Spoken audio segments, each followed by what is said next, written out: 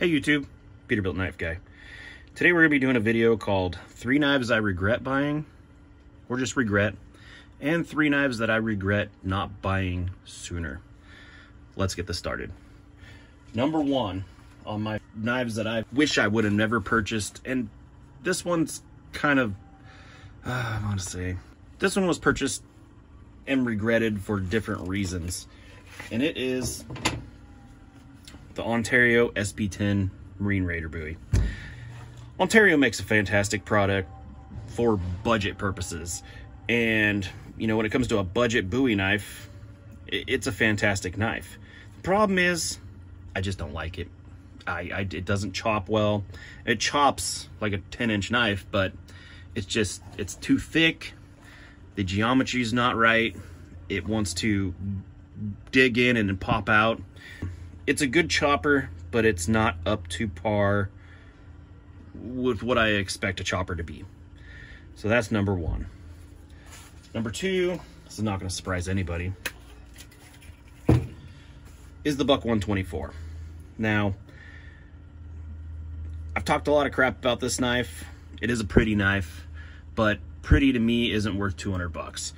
I'm a user, I'm not a collector, and I think this knife is just way overpriced for what it is, and there's just some problems with it that I just don't like. And honestly, if I could go back and not purchase it, knowing what I know now, or even if I just held one in the first place, I probably wouldn't have purchased this knife.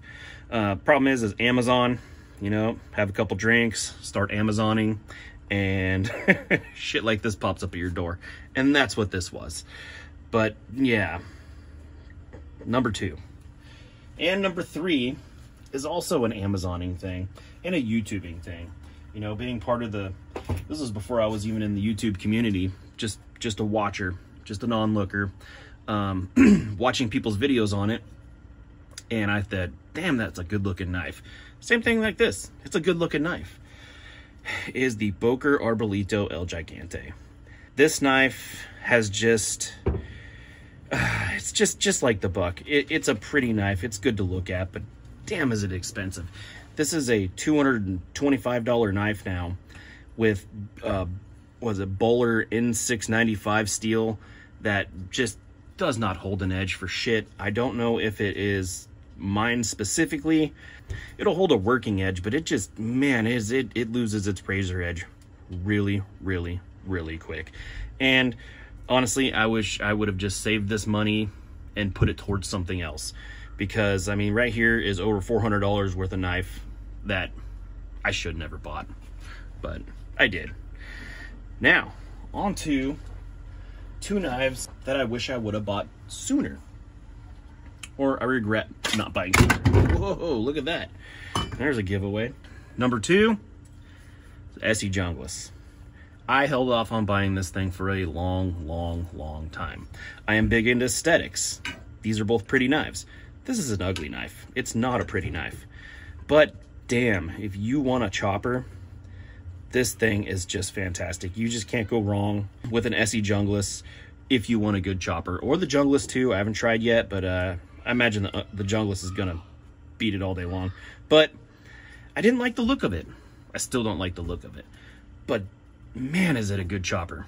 Excellent knife for chopping. And number 1 is something that I also talked a lot of crap about and recently purchased, and it keeps making me happy, and I wish I would have got one sooner. That is the Becker BK9. Now, I'm not going to say I'm in love with this knife yet, but I wish I would have gave it a chance a lot sooner instead of naysaying it the whole time before ever touching one, trying one. Just goes to show you can learn. I have learned that I kind of enjoy this knife. Now, I wish I would have bought it when they were like 80 bucks, but what can you do? But anyways, there's my 2 knives I wish I would have bought sooner, and 3 knives I wish I would have never bought. Thanks for watching.